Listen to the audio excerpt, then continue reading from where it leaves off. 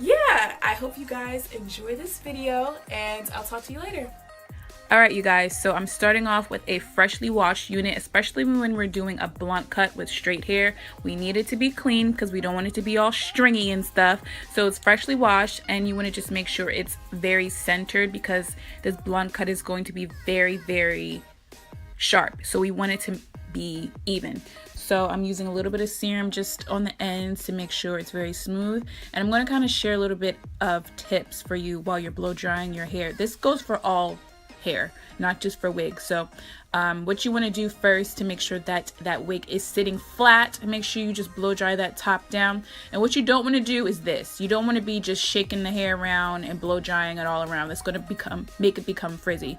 So keep the airflow in the same direction as the hair grows, okay? So as you can see, the hair grows down. I'm putting the air down. If the hair goes up, I'm putting the hair up. I'm just keeping them in the same direction, okay? And if you even want to make it a little bit smoother, you can use a brush like I'm doing here. So that's what I'm going to do. A good blow dry cuts down the time on styling, especially if you're doing a straight style. So that's what I'm doing. And I'm just going to continue to smooth the hair out, dry it down, and prep it for my pressing. I'm going to be doing a little bit of flat ironing. And yeah, I'm gonna make sure it's completely dry. This is the flat iron I'm using. It's an FHI platform. I had it for about like 12 years. I had it since like 7th grade. But anyway, I'm just gonna press it really quickly and just kind of get that little bit of frizziness out that is there. And I don't want to put any bend on it, so I'm just going to press it straight down because we're going to be doing a blunt cut. I need it to be as pin straight as possible. So that's what I'm doing here. I'm just going to press it out, make sure everything's straight, and I'm actually going to go back underneath in the nape area. I'm going to section that off and just make sure that that nape area is straight because I really didn't get good enough underneath there. So especially with the nape area, you want to make sure that it is pin straight. There's no kinks or curls or anything. So make sure you take that extra time to section off that back area like you see I'm doing here and just press it really quickly. Because if you cut the hair while it's, you know, has a kink in there, it's not going to be even when it is straight. You know what I'm saying? So take the extra time to press it out correctly, as you see here. This is the angular bob I was talking about in the beginning of the video, but I want to make it more of a blunt cut, so I'm going to cut off that angle. I'm going to be using trimmers, actually trimmers instead of clippers, because the trimmers are a little bit sharper and more precise. So you definitely need a comb with this to guide you. So you're just going to insert that hair into the comb.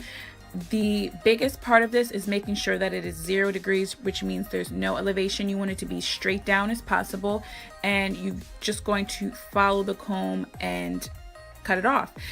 This motion, you can follow this motion for the sides, but for the back I wouldn't recommend it just because there's a lot more hair. It's a little bit more dense in that area. So I'm going to show you a better motion to do, which is going to be easier. So this, I can kind of give you some do's and don'ts. So the side, you see that very sharp line, I'm going to try to follow that all the way around, and this is where I kind of started to mess up. So I'm going to try to do that same motion, but since there's more hair, it's not cutting sharp.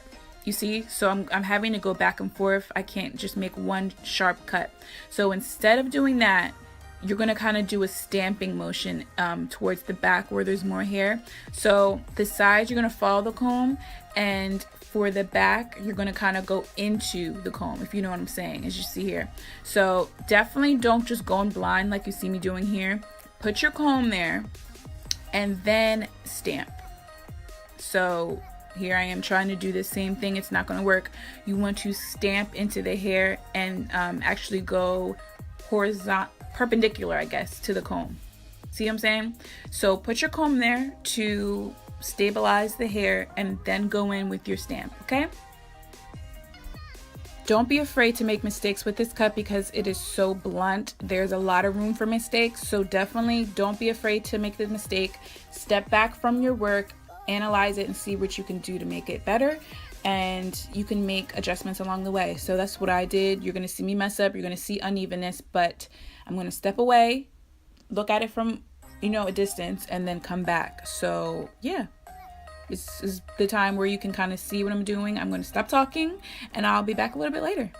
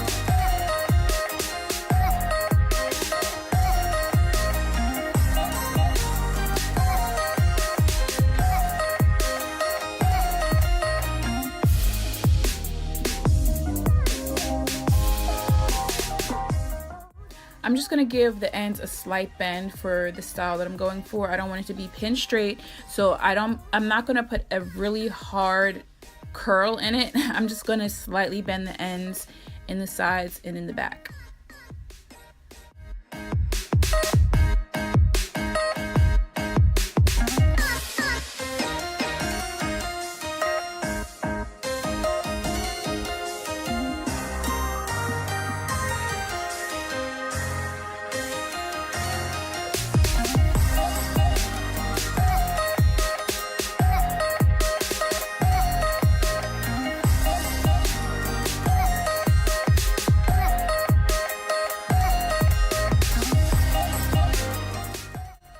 So I'm going to be sharing a few tips with you guys. So today I'm going to be doing a temporary hold, so I'm not going to apply product on the whole hairline, just where the lace is showing.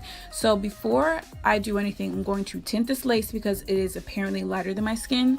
That's a no-no, so I'm using a little bit of makeup. This is Mineralized Skin Finish from MAC in Deep Dark, and I'm just going to apply that where the lace is showing.